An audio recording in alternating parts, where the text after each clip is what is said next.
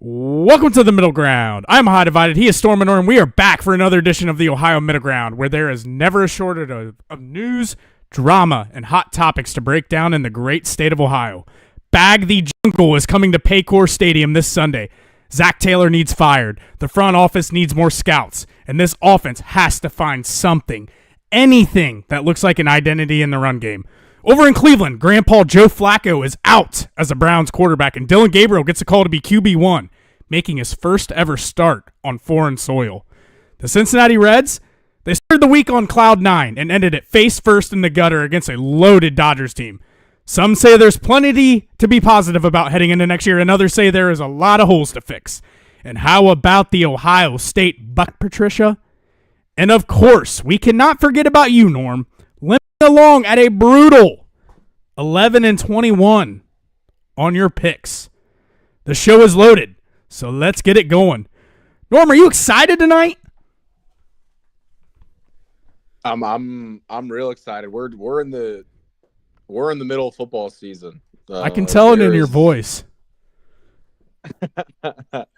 No, but I mean, I was looking at last week's games, just doing a recap before this week, and then looking at next week's. It's loaded. Like last week, I was looking into it. There's 4 top 25 games that went into overtime, and then that's not even including all the one-score games there was. So just an absolutely stacked slate we had last week. I know you got to enjoy it quite a bit. So I just wanted to make sure that you knew that was a really good watching experience for the viewer on Saturday afternoon to Saturday night. Yeah. I hear you. I was able to catch a little bit of the Penn State-Oregon game, saw some Bama-Georgia game. I had my phone out a little bit at the wedding for the Ohio State-Washington game. But yeah, I definitely didn't get the experience that a lot of you others out there got, that's for sure. Norm. Yeah, so I mean, I think that Oregon Penn State game is probably the best place to start.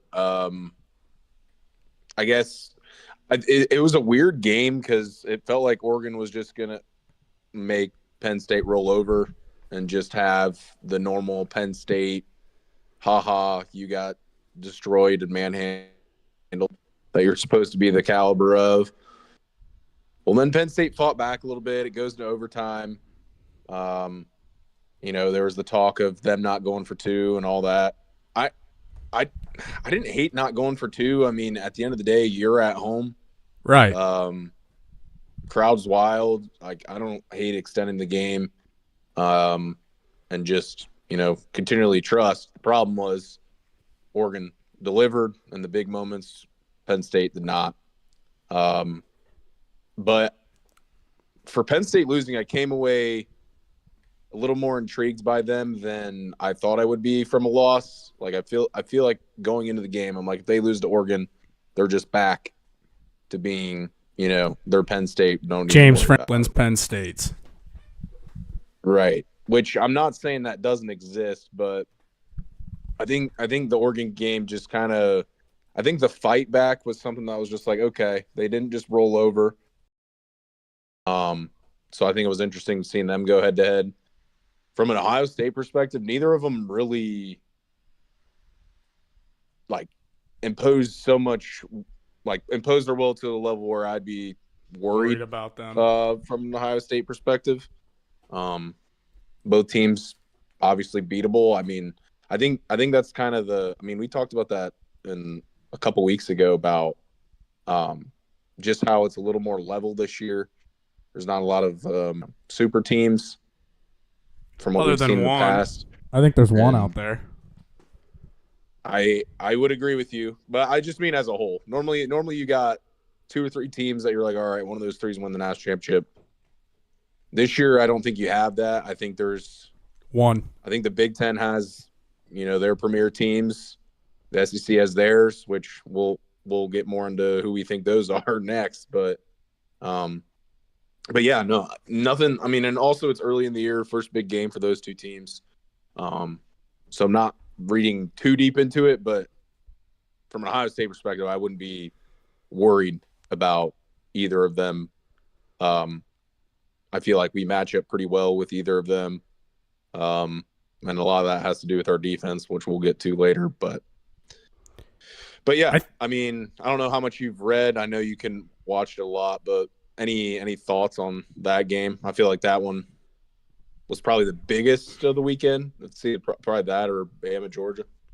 So I caught a decent amount of the game, and I basically well, there was like a bar at this place we were at the wedding we were at, and once it went up 17-3, somebody in the chat just said fire Norm. That ain't good, Norm. You're catching some heat. Anyways. Oh boy, here we go. Anyways, I was watching it in the bar, and once Oregon went up 17-3, I was basically like, all right, this game's cooked. It's over with. And I don't know how much longer it was left. I was drinking pretty heavy. I remember just like looking at my phone and then seeing that it was 30-24 double OT, and I was kind of like, holy shit. Like, Penn State showed a little bit of fight, clearly. I watched a little bit of the highlights and things like that. I didn't watch it enough to really comment a whole lot on the game, other than like you see the headlines and it's like James Franklin it. Couldn't get it done in a big game, like we have been saying his entire career at Penn State. But I think like I need to watch both teams fully. But I agree, like, just from what I've seen from Ohio State, I don't think either team necessarily like worry me as well. Like, Drew Waller is a solid quarterback. I don't think he's great. Not a guy that scares me. I think Dante Moore is a dude. But I've seen Ohio State deal with two guys that are pretty athletic and can make some plays with their feet, and Arch Manning and Damon Williams Jr., and they handled both of those guys pretty fine. And that makes me feel pretty good. Like, if we were to match up with either one of those two teams, we're going to play Penn State, obviously. And I would say there's a very high chance we'll run into Oregon at some point, if not twice, throughout the course of this year. But that gives me a lot of confidence just in what I've seen in Washington, what I saw at Texas, and just Matt Patricia being able to scheme something up and kind of keep these guys under taps. Like, I think Ohio State's defense is as elite as it's been. I think it's kind of like that 2019-esque. You don't have like a Chase Young on the defense. I guess you could probably say that's like a Caleb Downs. But I mean, in terms of a guy just like wrecking a game or anything like that. But I think like just across the board, they just have dudes everywhere. Arvell Reese is a dude. Caleb Downs is a dude. Jermaine Matthews is a dude. Caden McDonald's a dude. Caden Curry, who a lot of people didn't talk about, had like 3 sacks, 5 tackles for loss. Absolute dude. Like, there is a guy at every single spot. Like, there is not a weak spot on this Ohio State defense, which gives me a lot of confidence if we were to match up with either one of these two teams down the road. Well, and two, I think that's why it's easy to say we match up well with either of them because, I mean, especially from a defensive side, I think we match up well with anybody. Because on defense, there's guys producing at a high level at every single level. So yeah, I mean, I think Dante has shown a lot more with his arm than the other two guys has, but also Dante hasn't really played anybody besides Penn State this past week where I mean, he wasn't perfect, but he did. I mean, he looked good.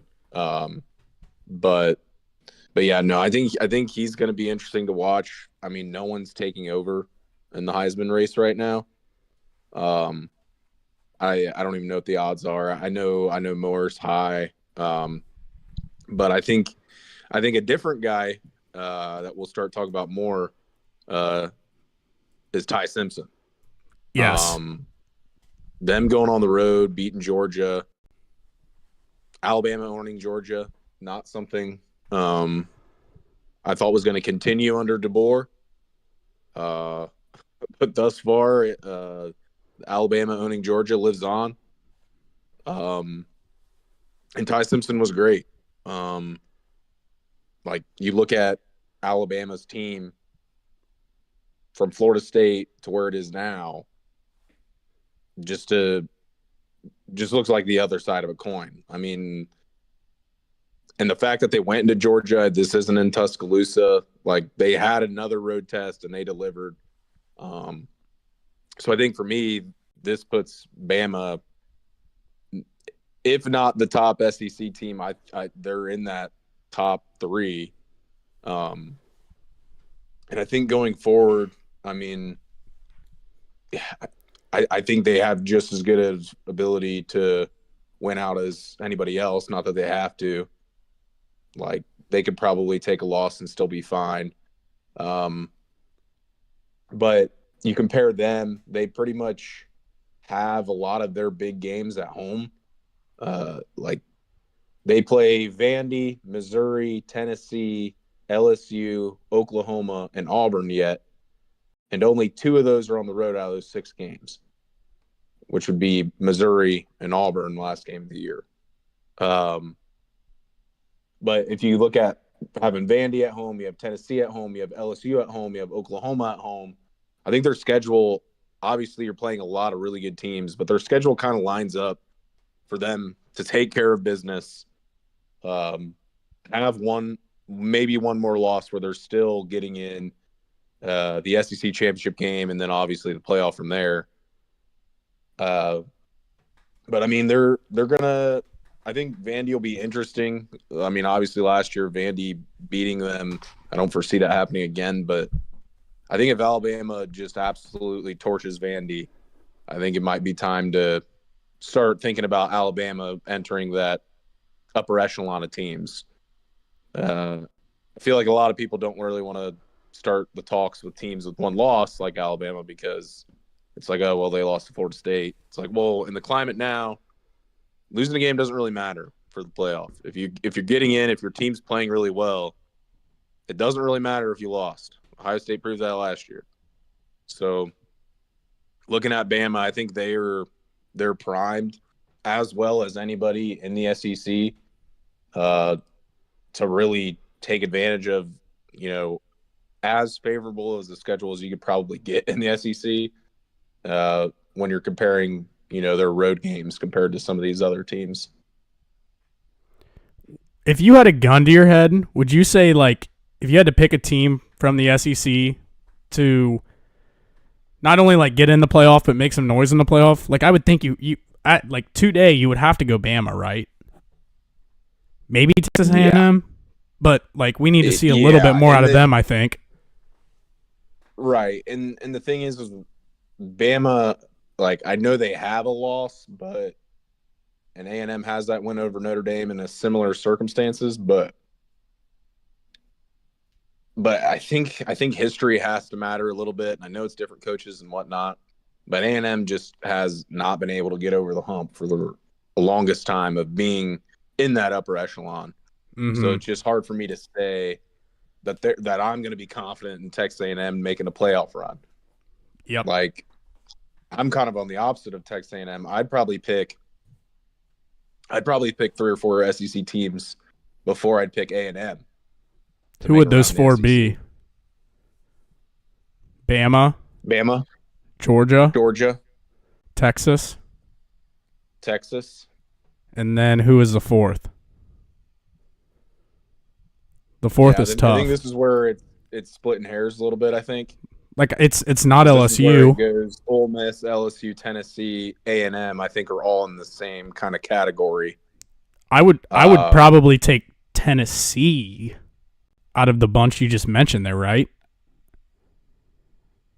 Yeah, I know LSU just lost to Ole Miss, but yeah, I would probably lean Tennessee or LSU. Ole Miss kind of dominated that game, but didn't really show they wanted to win it. I mean, they won this game by 1 score. I mean, if you look into the numbers, like, they just dominated this game. So it almost makes me think, like, less of Ole Miss, like, just take care of business and dominate. Like, Ole Miss had 480 total yards against LSU. They scored 24 points. Yeah. So it just shows that there's still a lot of Ole Miss stuff going on there. They got a big win at home, but you have 480 yards and 24 points. That's not a recipe to continue winning. So yeah, I mean, I'm not fully believing in Ole Miss yet. Obviously big win, like I said. Like, last week was just crazy because there was just a good game everywhere. That Tennessee Mississippi State game kind of makes me think Mississippi State's like the scrappy Mississippi State team they were, 3 years ago. Mm-hmm. where they can catch one of these top teams and beat them on the right night. And Auburn, like I remember talking about last week, Auburn's defense is for real. So if they can get any offense, well, they kind of proved it again and proved it in a loss. They lose 16-10. A&M's offense was lighting everybody up, and they go in and hold them under 20 at Kyle Field. So I think Auburn's defense is legit too. So, like, I think the SEC is going to be really interesting on who comes out of it, how many losses they come out of it with, because I feel like as much as we're kind of separating these teams, I don't think there's a lot. Like, even in the tier 1 teams we were talking about, I don't think there's a huge gap between Bama, Georgia, Texas to the next guys that we were just talking about there with Tennessee, LSU, Ole Miss, A&M, Vandy, Missouri. Like, I feel like a lot of them, like, and the rankings kind of show it too, not to put it all into rankings, but a lot of those SEC schools are ranked in a pretty close place, and that feels pretty right where they're at. Yeah. Yeah, I think like we've talked about, as you mentioned, this year is as like balanced across the board in terms of college football's maybe been in quite a while. And I would say that rings true even more for the SEC than any other conference. Like, I don't think it is impossible to see a potential 3-loss team in the SEC make it, just because I feel like there's going to be a lot of like beating each other up just across college football this year. And just with the way that they now allow teams, or how they switched it to get teams in the playoff, where it's not just like top 4 teams that win the conference get the first 4 seeds, where we're just taking the best 12 at this point. So that is only going to help, I think, SEC schools, because they're obviously always going to be ranked right there. Like you said, they're kind of a hodgepodge of them right there between like the 5 to 15 range right now, where I think you could definitely see like a 3-loss team, whether that be Tennessee, whether that be Ole Miss, like a team like that could definitely like find their way in the playoff. But yeah, I don't know. It's going to be interesting for sure as a game, or as a year goes on. I know I had said a few weeks ago, and I kind of caught some heat for it on Twitter, but I said I think Ty Simpson levels up Bama a lot more than what they were able to do under Jalen Milroe. Like, Milroe didn't really fit DeBoer's system. DeBoer kind of came from like that Michael Penix type offense out in Washington, where you almost need like an accurate quarterback that can spread it around and get the ball to playmakers. And that's exactly what Ty Simpson is. I've been pretty impressed with him to this point. And when you talk about like Heisman winners and like guys that can potentially be the Heisman right now at this point in the season, like I think Dante Moore is definitely up there. Ty Simpson's kind of getting his way into the conversation. I think he's going to continue to put up big numbers. And then whenever you look from like an NFL draft standpoint, like those two are probably, I don't know, would you say like top 3 quarterbacks as of today that would be taken off the board in the NFL draft in April? Dante Moore, definitely. I think he might be like the number 1 pick maybe as of today. As of today, I don't really see how you couldn't say that, you know. He's been, I won't say clearly the best, but has appeared to be the best. Mendoza from Indiana. Yeah, those 3 in there. Those 3 for sure, I would say. Simpson, Mendoza, and Moore. Yeah, I still throw Sellers in there because he's working with the least amount. And I feel like we talked a lot about the quarterbacks we kind of expected to be good kind of falling on their face. I feel like he hasn't been the problem. Like, he's been banged up. Their team isn't overly great. I think there was a lot of speculation based on, you know, them bringing a couple of their stars back that, you know, they were the top, you know, like 12 finishing team, and, you know, they bring back some of their studs, but they clearly lost enough that like they're pretty impacted. But like looking at Lenore Sellers, for example, like the Missouri game, he had 302 passing yards. Like, he's not like blowing up in numbers or anything, but I feel like he's been solid. But so I was just throwing him in the ring with those guys. But I do think those are the top 4 right now. And I mean, if we're talking about who has the ability to raise their stock the most, I think that person's Simpson. You're right.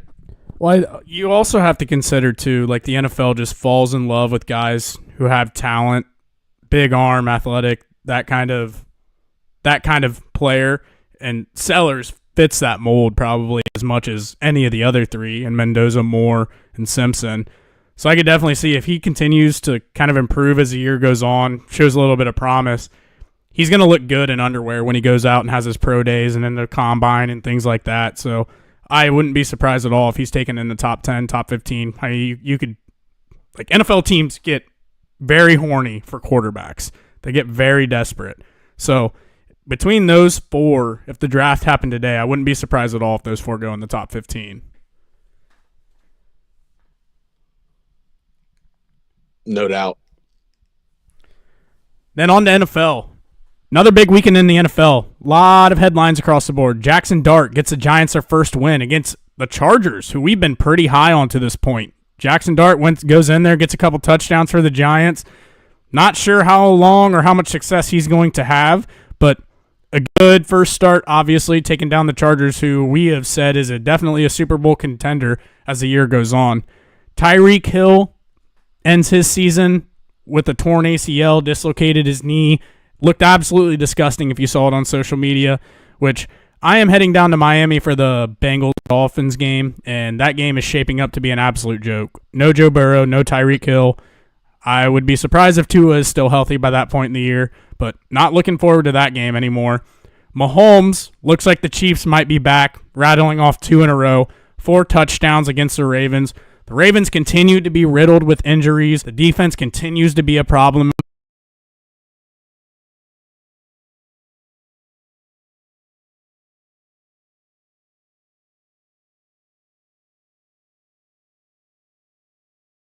Well, I wanted to focus in more on the Ravens. With Lamar being out a little bit, their next 2 games are the Texans and Rams, both at home, but both very good teams that they'll be going Cooper Russian against. And they are So there's a they are what, 1-3, right? Yep, 1-3. Oh, God, dude, that makes me sick. Makes me absolutely sick. The one year that the Bengals finally start off 2-0 and you lose Burrow, like you actually, it's wide open. Yeah, I mean, Lamar. Like, if the Ravens were 1-3 and Lamar's healthy, I feel like we're not talking about it as much because it just is like, well, the Ravens will take care of business against the Texans. They'll go to 2-3, or they'll take 1 out 2 with the Texans and Rams, if not both. And then go on a winning streak when they got Bears, Dolphins, Vikings, Browns, Jets, and take those 5, and then they're right back in it. But with Lamar out, it's like, well, they could lose both of these games pretty easily, be 1-5.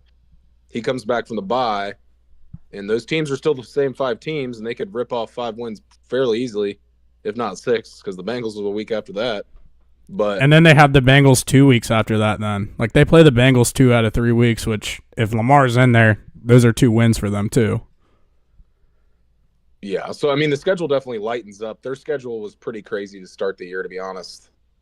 Yeah. Like, their losses are to the Bills, Lions, and Chiefs. So, it's like, that's what I mean about, like, if Lamar's not hurt, I don't think it's really a conversation. But I think the fact he is makes it interesting because he's almost kind of got to come back after the bye,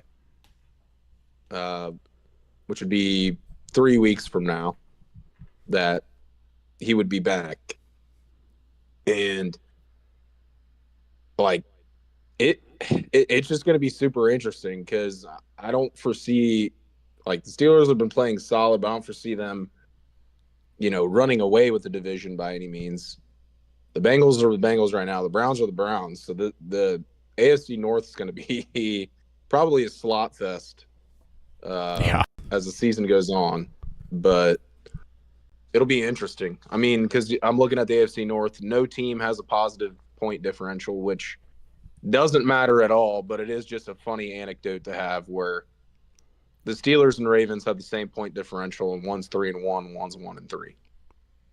Yeah. That's just the Steelers, though, dude. Like, every single year, they just find a way to win. Like, you're just like, you look up halfway through the year, and they're like 6-3 or something, and you're like, they're just not very good, but they just win. And it's just like going to be another one of those years where they're going to be fighting for another AFC North title because it's just kind of the culture they have, and it's just what they do. Yeah, I think it's second thing not to have a didn't play a snap, and it did not matter. Why'd the Cowboys defense suddenly get so bad? Yeah, I mean, apparently you do need elite pass rushers on your team to Elite players, like you always say, right? Scary Probably defense. Probably good to keep on your team. Yep. Just an interesting couple of weeks to start from where some teams that are surprising a little bit, some teams that are, disappointing a little bit as well. Yes, sir. Every single week in the NFL, you never know what you're going to get. But we're starting to kind of see how everything's going to shake out, seeing who is contenders, finding out who's pretenders, and we're going to keep finding out as the season goes on. But on to the Cincinnati Reds. A roller coaster of a week for the boys down in Cincinnati. Sunday, they clinch the first playoff berth since 2013. And we said last week we believed if you just won one of the two on Saturday or Sunday, we felt like they were going to get in. They won Saturday. Obviously, the Mets lost on Sunday. The Reds lost. But the Reds get in. But on the flip side of that, they run into a loaded Los Angeles Dodgers team. Have to go out west. Tuesday night, not a great showing out of Hunter Green. Needed to be a lot better for them to have any kind of chance. Hit him around pretty good the first few innings. And then last night, kind of a heartbreaker. You go up 2-0. Got 2 runs right away off of Yamamoto. And felt pretty good as we were going on kind of through the game. But I know there were a lot of Reds fans that were pretty frustrated with Tito just in letting Littell in that 4th inning. Leadoff single. You kind of saw the writing on the wall. Left him in there probably a little bit too long, and then at that point, the Dodgers took the lead, and that was about all it wrote last night. I think that the biggest frustration that a lot of Reds fans have is you have Nick Lodolo, Andrew Abbott, Chase Burns, and then there was one other guy in there that I forget, Emilio Pagan. Between those 4 guys, 27 pitches were thrown in the wild card round. Like, I'm sorry, Terry Francona, 3 of your 4 best pitchers, Lodolo, Abbott, Burns, like, if you're going to go down to a team or in the playoffs, but especially a team like the Dodgers, like, you need to go down with your best horses out there. I don't understand why they didn't move Abbott up a day, why they didn't throw Lodolo more, why Chase Burns never got into the game. I don't understand why you throw Littell, who is probably your 4, maybe your 5, in game 2 in a must-win situation whenever you had some of those guys out there that were fresh, were ready to go, and probably could have given you 3 to 4 innings. But there's a lot of frustration right now with Tito just in the decisions that he's making. I'm not sure if Will Benson is like dating his daughter, but the dude has been in the doghouse all year, and it seemed like anytime he was given the chance, he would either step up, get a big hit a big home run, but just for whatever reason, against like a righty like Yamamoto, just wasn't given the opportunity to even, I think he hit later in the game, but wasn't ever given an opportunity to get a chance to start at all. There's a lot of talk out there. This is probably the worst team that's ever made the playoffs. No hitter over 270, no hitter that hit 25 plus home runs, and then the pitching stats, take it with a grain of salt. Hunter Green and Nick Lodolo were hurt for a lot of the year, but no pitcher with 15 wins, no pitcher over 200 Ks. I think both of those guys would have probably pushed both of those marks if they were healthy, but just crazy that this team had these kind of stats tied to their name and they were able to find a way to get in the postseason. But on another note, like, you go into next year, like you went into this season Tito came in. It was kind of like you got to get shit right, get stuff on the right path. Like they kind of underperformed in 2024. 2025 had their ups and downs, like had some good moments, had some bad moments. But I think Tito, like we talked about last week, he's the type of guy that can kind of rally a clubhouse, get guys to turn the page, flush out the bad shit that might have happened the day before and get them back the next day to come back and battle and ultimately find a win. But positivity at the beginning of the week, getting in the playoffs. We saw the celebrations on Sunday night whenever they clinched and everything. And then you go out to Los Angeles. You're facing Shohei Ohtani, Freddie Freeman, Mookie Betts, Teoscar Hernandez. Kike Hernandez decides to play like Mike Trout anytime it comes to the playoffs. I don't know. Where's your headspace at after this? I know next week we'll probably do a little bit more of a deep dive. We just kind of wanted to do more of like an emotional reaction to the season, to the playoff series. But where's your head at, Norm? Yeah, so obviously I feel like I'm trying not to have the losses hang over too much because I'm trying to think about where we were sitting a week ago and weeks past where it was get in the playoffs, see what happens, try to have some fun. They did enough to make the playoffs. Obviously, with the record ending at what it did, it kind of feels like they limped in. But I mean, they went 9-4 in their last 13, and they played the entire division in that time. So just really, I mean, I was really happy with how they ended the season. Took 2 out of 3 against the Brewers. Series, but like the first win in Milwaukee since 2021, first series win. Like that's huge. Yep. Like, so you had that. You had the Cubs series, which was huge. So I mean, they had like people stepping up, and that's why last week I was like, I feel like they get in. I mean, they were making plays that, that they weren't quitting. I mean, even in these games against the Dodgers, like when they were getting torched, like they added some runs late in the game to, I mean, won't act like they were really close, but I mean, they were still battling. I think in terms of the Tito stuff, obviously yesterday, it's easy to say now with leaving Littell, I think, through the fourth. Definitely would have made sense to make that change after allowing the run in the third and coming in fresh with someone new in the fourth. Obviously didn't happen.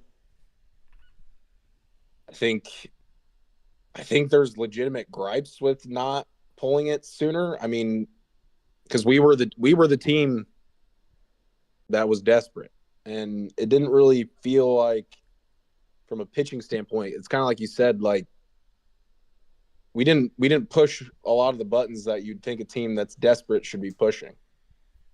Like Lodolo and Burns both pitched in this game, and they combined for 3 1/3 innings, no runs, 1 hit between the two of them. So, like, clearly that to me is like, well, Lodolo and Burns were clearly ready to roll from a bullpen standpoint where we could push that button at any time. How far they would have gotten, if we're extending them further, who knows? But yeah, I mean, I think it would have made sense to start it oppositely, where Lodolo starts in more of like an opener sense, where he's starting with the intention of pitching him 3 innings, and then you go from there. If you can sneak it 4, great. 5, great. But really just plan for 3 and then break it up from there.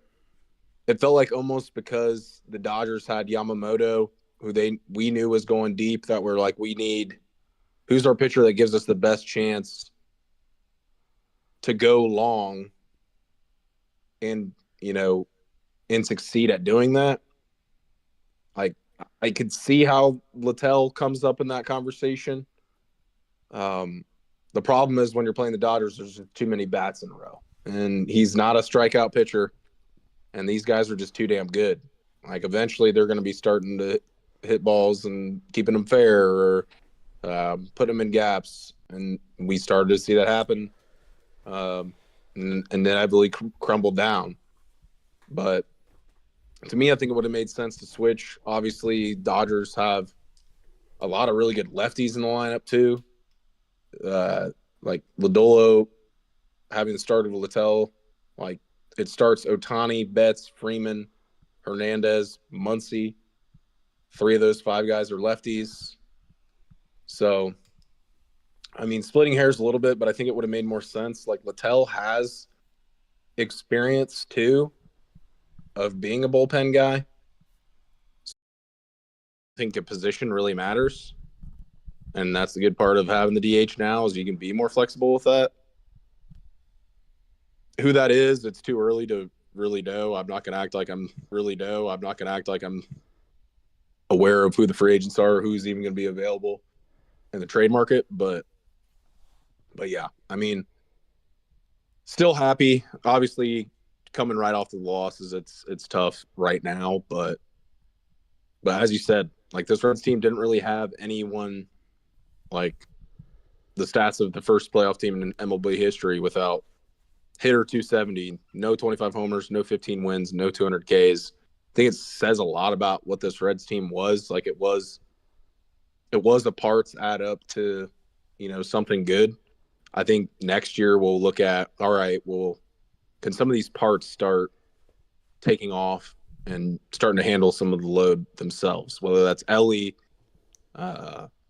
Friedel, Marte, Stewart. Like there's some pieces that I think there's still, a lot of positivity that I think we can see in progression from those guys that, we still like Sal Stewart, 21, Ellie, 23.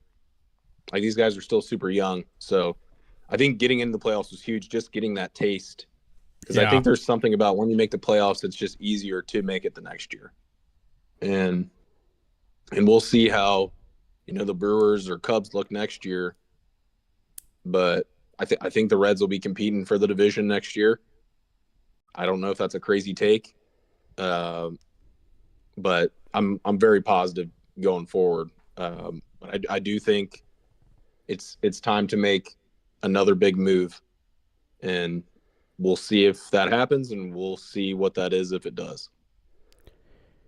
Yeah, I mean, when you look at what they have in terms of just assets that they could trade away to bring in an area of need, like offense has been the issue for this team since day one, since opening day. Like it's always been any game that you were going into with the Reds is like, well, is the offense going to do enough? Like we know that we're probably going to get good pitching, but is the offense going to do enough? It just stalled way too much as the season went on. And I mean, you got guys in your rotation. Like you have a Lodolo, you have an Abbott. I mean, I would like Hunter Green. Like there are guys in the system that you could potentially deal away to bring in that is going to be very enticing to other teams where they have a couple years of control under these guys and they may be willing to give you a good bat for next year. I don't know what that looks like. I haven't really dug into it a whole lot yet.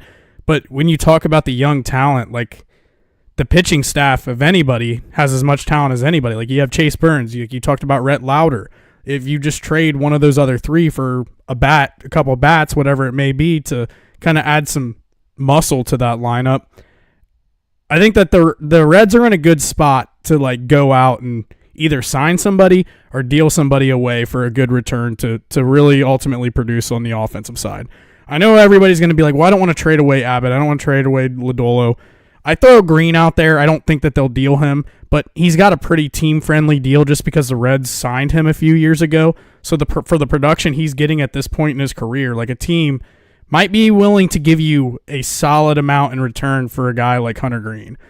I don't think they're going to do that. I'm not saying I want them to do that, but you have basically 3 assets there with younger guys that are already there in the rotation, knocking on the door to come up to the big leagues, that you could trade one of those guys away and still feel pretty good about your pitching staff while improving the weakest part of your team, and that is the offense. But we'll get into it at a later day, but Yeah, it's positive. Like, you get into the playoffs, get some experience for these guys. Like, it's good experience to go out to LA and you face the stars of Ohtani, Betts, Freeman, and on down the order for the Dodgers. Like, it's good experience to get these young guys that have their first taste of postseason baseball, kind of like what it feels like, what it kind of looks like. And like, you have guys like Lux, like, hey, 17 postseason wins, 2 World Series rings. Like, you have some other guys in there that have kind of been there and done it, where if you can bring another couple of guys into the roster, as we talked about all year, like, talent on the offensive side, yes, it's an issue, but there's still guys that show flashes that are young, and you would hope that they can kind of develop as you get into next year and beyond. So again, I think it really ultimately falls back on strengthening the offense and get some veterans in there that can kind of help these guys through some of these struggles whenever they get into a slump or things like that. And I don't know, Matt McClain, on the other hand, like a dude 2 years ago, missed all of last year, struggled mightily at the plate this past year. Very good in the field, but struggled at the plate this year. You're a guy that I think you're going to hear a lot of noise this off. I don't know if you can always rely on him to be there. Like your favorite saying, Norm, the best ability is availability. That might not be your favorite saying, but I know that holds really close to your heart. And Nick Lodolo has had issues staying healthy for the Reds, but he's been very good once he's been out there. So I think he's a guy that don't be surprised if he gets dealt this offseason. Yeah, I mean, I think the guys that make the most sense are probably him or Abbott. So yeah, for sure. I think it really depends on what another team would want and what we'd be getting back.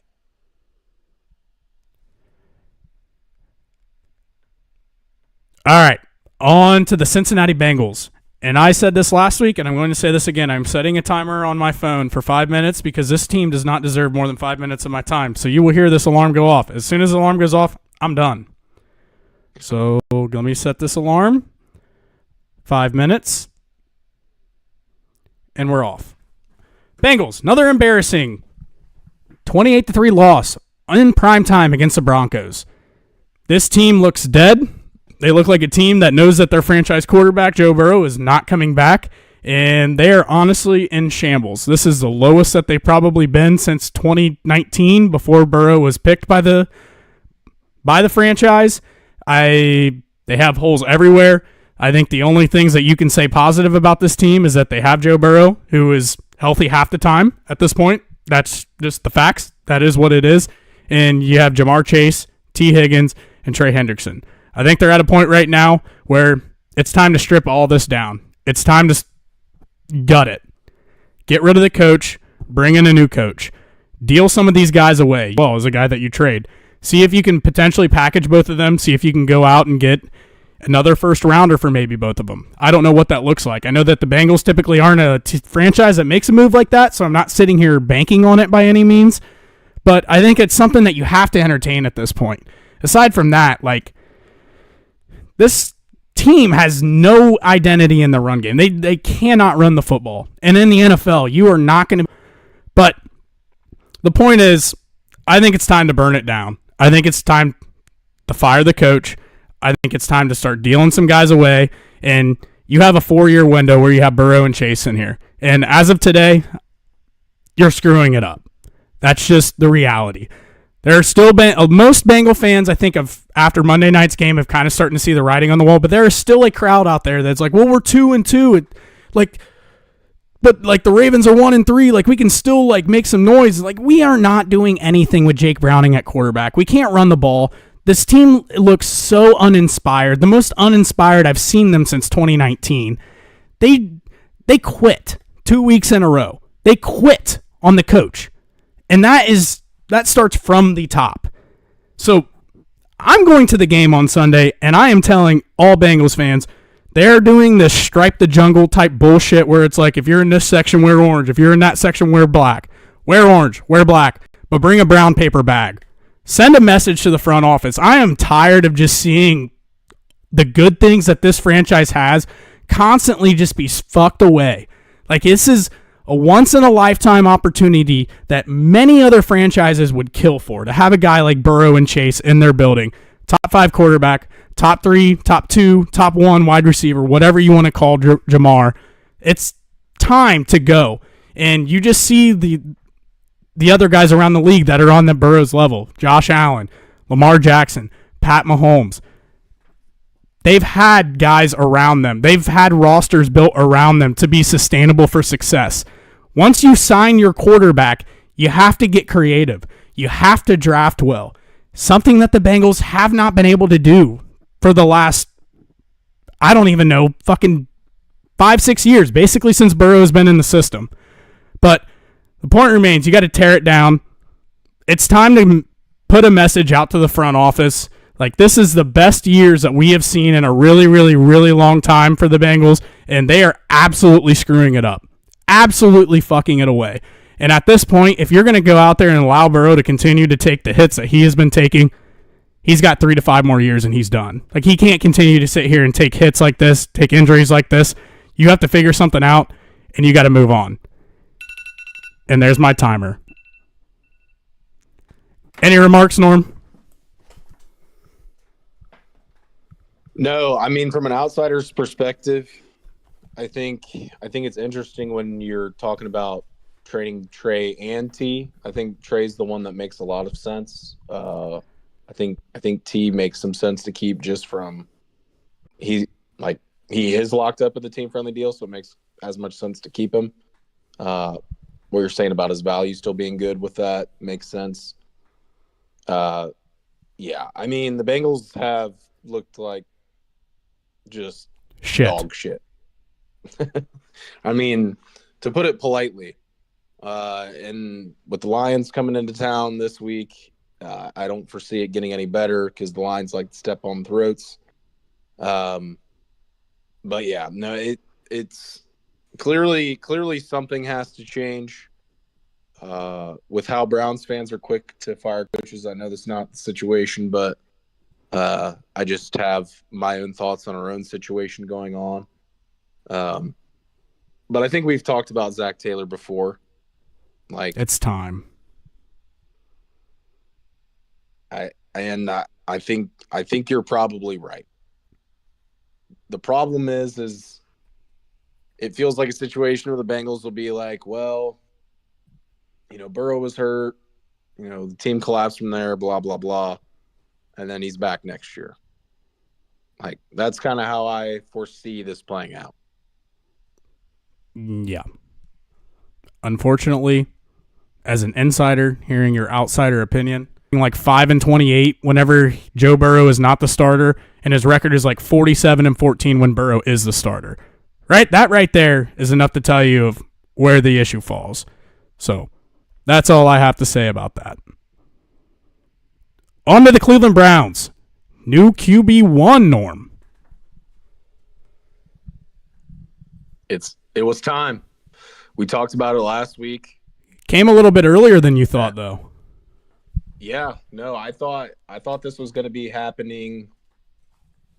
What's that, week 7, right? You said against the Jets? No, I was thinking the Dolphins. Or Dolphins, my bad. Yep, October 19th. So, yeah, no, this is happening 2 weeks earlier than I thought. I think the Browns kind of came to the point where it's like, well, what's the point of waiting? Like, Dylan, we'll see how ready he is. I'm super interested that it's happening right away with the Vikings, with Flores, who has a pretty good track record against rookies. It being in London, like, I think we'll know right away if Gabriel's got something all over. Kind of sets you up to win just doing that. So yeah, I mean, I'm super excited to see what Gabriel has. I mean, I wasn't excited on draft day when he was picked. I've come around, but yeah, no, I'm super excited to see just how the offense looks, because there's a lot of times too where the line hasn't been great this year, but with Flacco not being able to move at all, it becomes two rads. Like, when a guy's just running right past the tackle, and our quarterback doesn't really have the ability to step up, he's just kind of a statue in there. It doesn't really help you. So it was time. I think Browns fans knew it was time and felt it was time. So, I mean, from that side of it, they're avoiding the Browns fan rush to attack. But yeah, no, I think it's going to be good. We'll see. I mean, I was talking about the division being wide open. Not to say the Browns are back in it, but I mean, Yeah. let's say they beat Minnesota this week. They go back and play at Pittsburgh, which would probably be a loss. But then you got Dolphins, Patriots, Jets, Ravens, Raiders, Niners, Titans. It's by far their easiest stretch of the schedule. The Ravens is at home. And then, you got at Patriots, at Jets, at Raiders, which all those teams, well, not all those teams, but those teams are comparable or better than the Browns, but all winnable games. So I think we'll know what the Browns' ceiling is in these next 5 weeks. I said before, I mean, I'm not anticipating playoffs, but I think we'll find out if this team's going to be a 500 team. Because there's just not going to be a lot of wins to go around late in the season. But yeah, no, from where the schedule started with the Browns, it's opened up a lot with, the injuries and how other teams have started to look. So yeah, I think this is the first week to really know where this Browns team ends up. I think you brought up a good point and kind of go back to what we talked about at the beginning of the show. Like the AFC North is very wide open right now, and with the defense that you guys have and like the stretch of the schedule that's coming up, if you can get Gabriel in there and kind of make some things happen on the offense, Joe Flacco's just way too old and way too slow to play anymore, and you could see it, like just very slow developing plays. Like anytime there was any kind of play action, it just felt like a half hour for him to fake the handoff, get his feet set, get turned around, and deliver a throw. By the time all that happened, it felt like he was 2 seconds late almost every single time, at least whenever, just my perspective of watching the Browns game. But with a wide open AFC North and the defense that you have, there's definitely a world where through the next 5-6 games, if you can go 3-3, 4-2, you can probably find yourself a game or 2 games out of the AFC North and right there competing for something. So right now definitely is the time, because if you roll with Flacco for another 2 weeks, probably another 2 losses, because you're going to continue to struggle to hit double digits, especially against Brian Flores. Vikings have a good defense, and Gabriel offers you a lot more. Just extending plays with his feet, making plays happen. He just gives you a better chance to win at the end of the day. I mean, it could blow up in his face. He could come out and really struggle on Sunday and beyond. But it's time to kind of make that switch, move on from Flacco, keep him in the room, kind of help him get these young guys, Gabriel and Shador, help them through some things. And yeah, I agree. I think it's time to move on and see if you can kind of make something happen in a weak AFC North. No doubt. And I think a matchup with this defense against Carson Wentz is a great place to start to get on a winning streak. Are you thinking the under on that game Sunday then?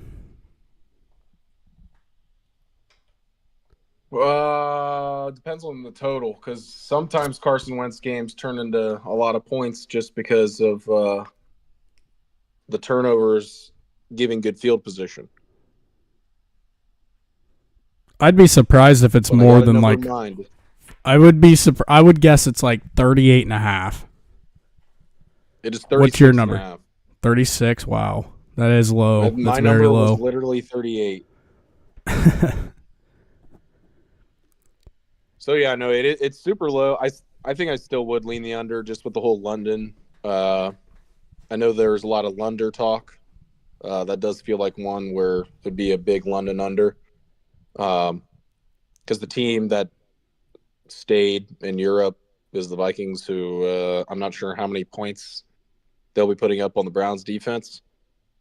I think that has a lot to do with how the Browns offense plays, to be honest. But yeah, I foresee this game being a lot more like if you look at the Browns game logs this year, 17-16 Bengals, 41-17 Ravens, 13-10 Packers, 34-10 Lions. This feels a lot more like a 13-10, 17-16. So say it all to say, I think I do like the under in that. I saw Shedeur Sanders. We can't go an episode without talking about Shedeur.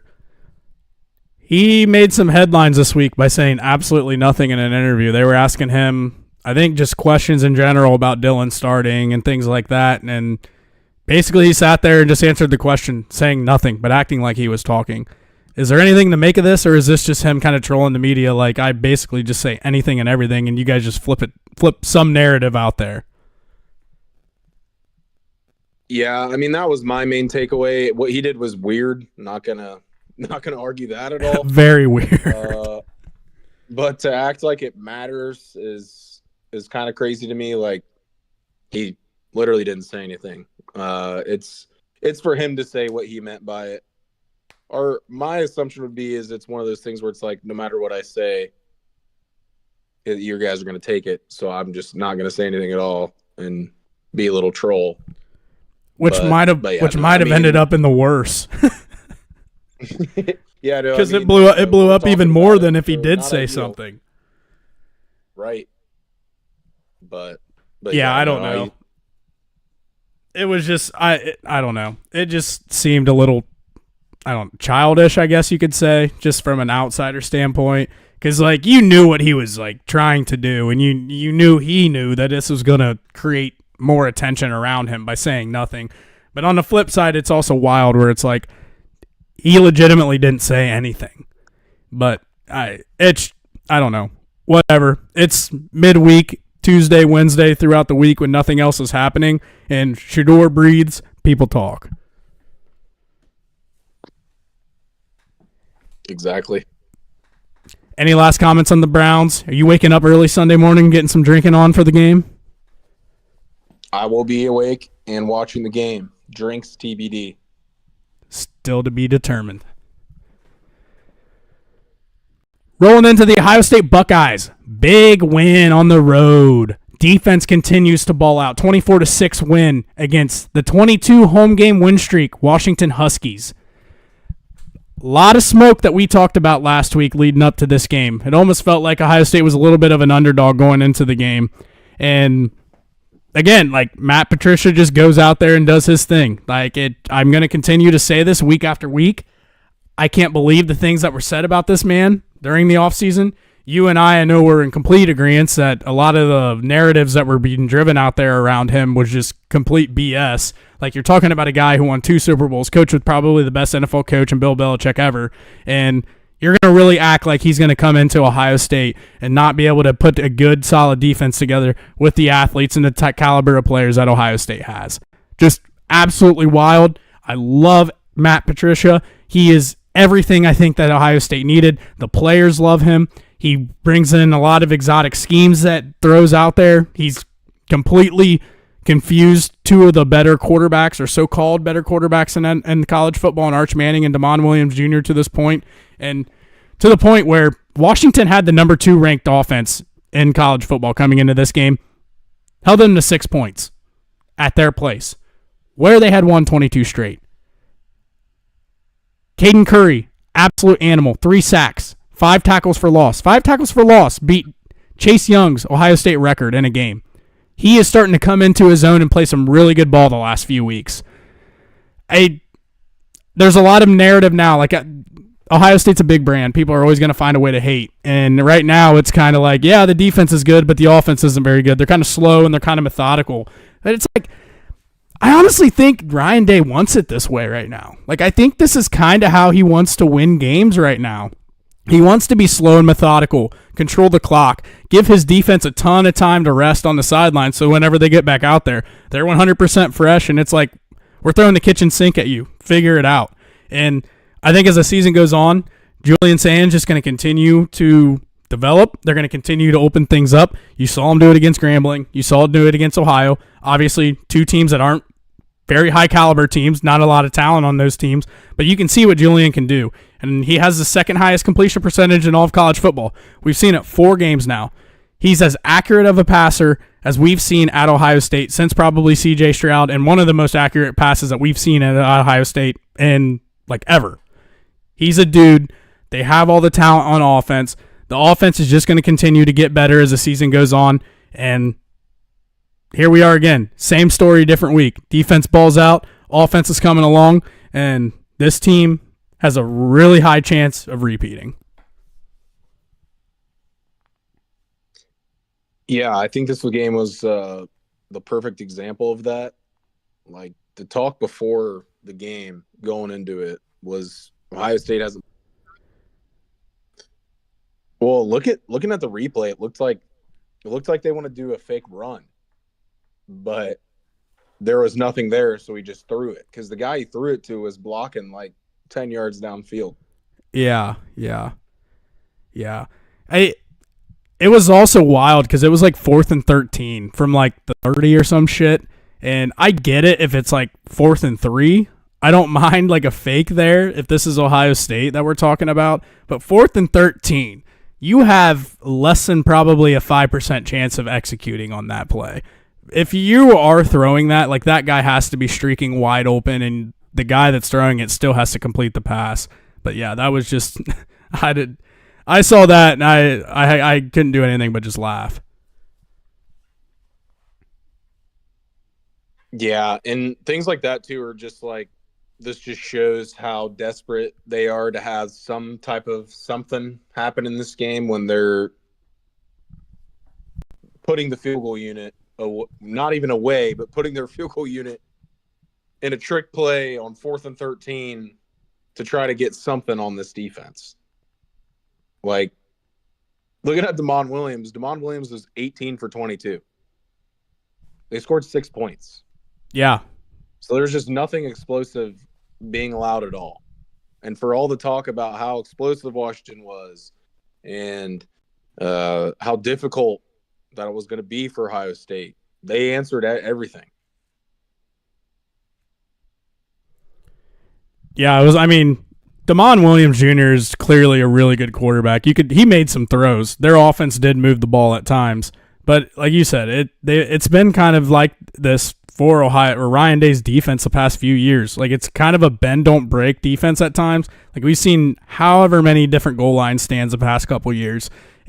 You saw it again on Saturday. They get inside the 5, defense goes out there, forces them to kick a field goal. Like, that is just kind of what it comes down to being a great defense. If you let up points, it's just a bend don't break kind of mentality whenever they do drive. But from going forward, obviously Ohio State probably has a pretty easy one on Saturday. I think they're favored by like 22.5 points against Minnesota. What are a couple things that you're looking for or that you would like to see going into that game? And I know the easy answer is going to see, well, I'd like to see Julian Sand opening up the offense a little bit more, getting him more experience. Is there anything that like maybe not everybody else is thinking about that has stuck out to you that you would kind of like to see, just to kind of see this team keep building to the ultimate goal of winning a national championship? Yeah, I think it is on the offensive side, but I think the interesting thing is just the run game. Who's getting the carries? How many? I think the dispersion was kind of what we were looking for. Yeah. Jackson 17 carries, Donaldson 9, Peoples 3. I think that's about the exact numbers like we threw out there too, like 17, 9, and 3 last week. Yeah, I think I might have said Peoples more just for having the 3-headed monster, but I mean if he's the odd man out, that's fine. Well, Peoples also caught a pass, if not 2, out of the backfield too. So like, it's not like he's just completely being forgotten about. It still kind of is a little bit of like a 3-man monster back there. But it's exactly like we said. Like, it's going to be kind of that 20 to 10 carries for Bo, 10 carries for CJ, and then Peoples is probably going to get a few in there somewhere along the lines. But for me, I think the biggest thing I'm looking for is the right guard spot for Ohio State has struggled a little bit to this point. Tegra Shabola been a little shaky there. Ethan Onumwa played about 50 snaps. I think Tegra's played about 150, 200 snaps. Neither one of them has really given you anything to be too crazy excited about to this point. So if there's one thing that I'm looking for, I want to start to see one of those two guys kind of take a step, and I think that you'll start to see that run game improve a little bit. I know that like you can run to the left side, you can kind of run away from that spot, but to be like a complete have a complete rushing attack, like you almost need all 5 offensive linemen working in sync together. And I think whenever you see not like some issues in the run game, but whenever you see maybe some runs that maybe aren't hitting like they should be, it's been honestly coming there from that right guard spot. But on the flip side of that in pass pro, like the offensive line has been fantastic. I think they've honestly been a little bit better than what I was thinking going into the year. They were talked about very highly going into the season, and before the first Texas game, I was like, all right, let's pump the brakes here a little bit. Like Texas has an elite D line. I wouldn't be surprised if they come out and kind of give us some issues there week 1. And like offensive line is kind of like something you build on week to week to week. Like it's 5 guys you have to all be working in sync together. A lot of communication has to happen. But I've been pretty impressed with the unit as a whole, in particular in the pass pro. But if I had one thing that I want to look forward to, I think it is that right guard spot, and I hope that we can kind of see some improvement there. Yeah, definitely. I mean, there's not a lot to point out on the team. But that's definitely been one of the things that, has been sticking out.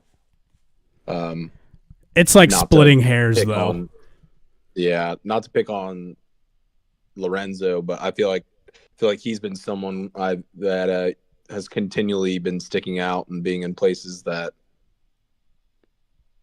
you're like, I'm like Lorenzo. Where are you supposed to be, buddy? Like that doesn't feel like you're making the right play.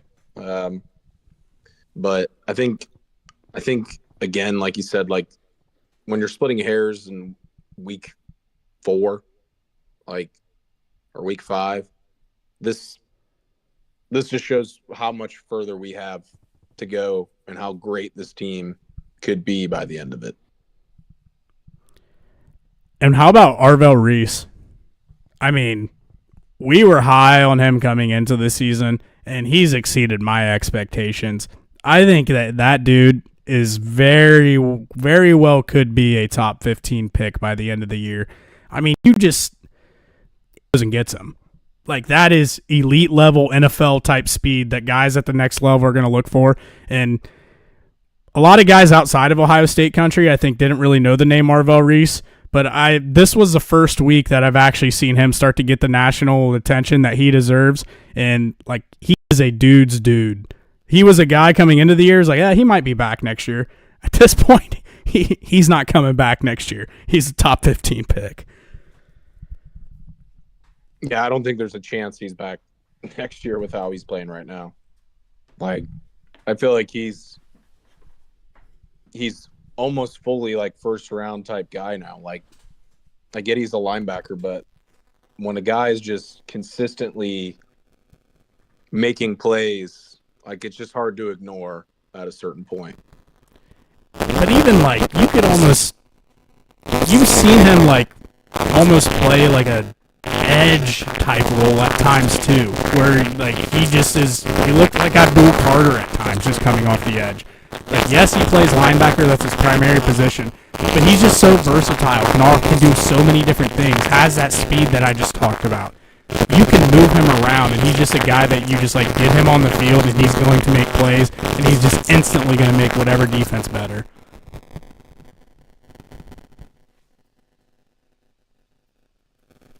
Any last remarks on the Buckeyes, Norm? No, excited to see. I think Minnesota's another pesky team.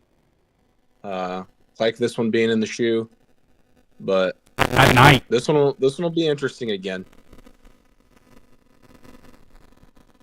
At night, we finally get another night game for Ohio State, and it's not against Ohio this time. All right, it's the segment you've all been waiting for. Norm's picks going into Week 6 of college football. 11-21 record. Any first initial comments, Norm? Hey, over the last 2 weeks, It's been about 500. So, if we're looking for positivity, that's what I'm going to roll with. So that's where my head's at.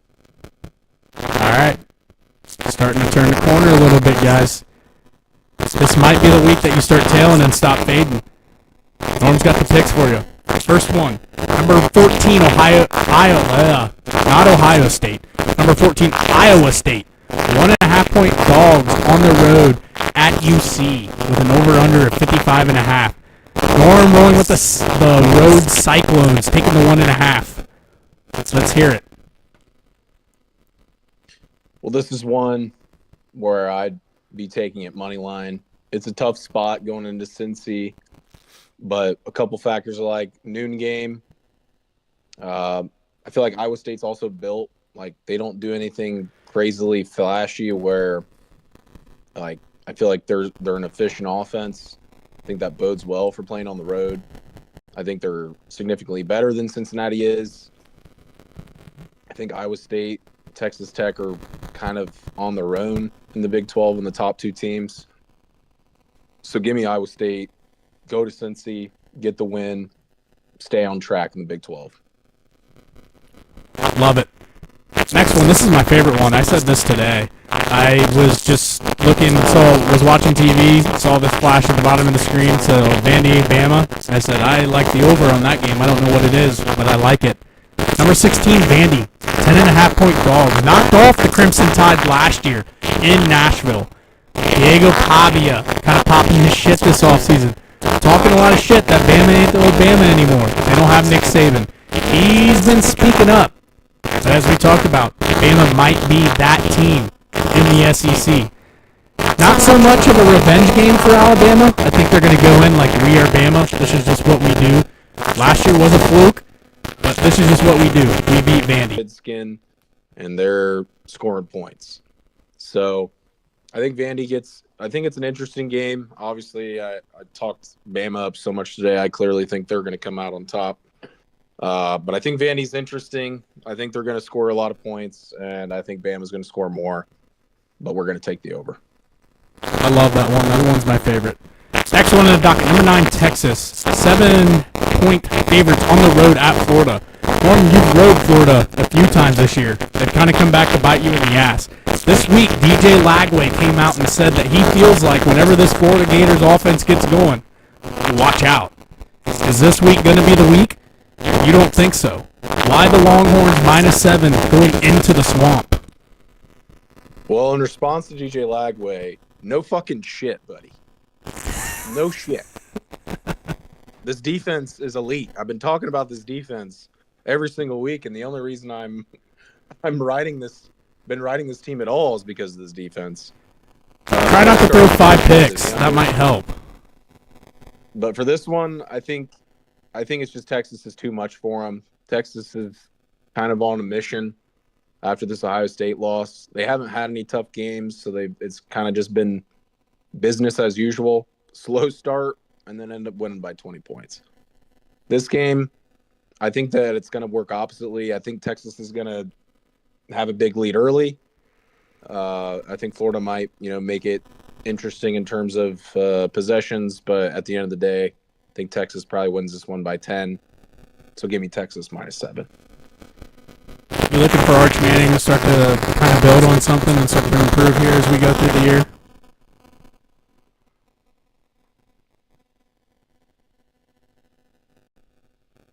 Sorry, what's that?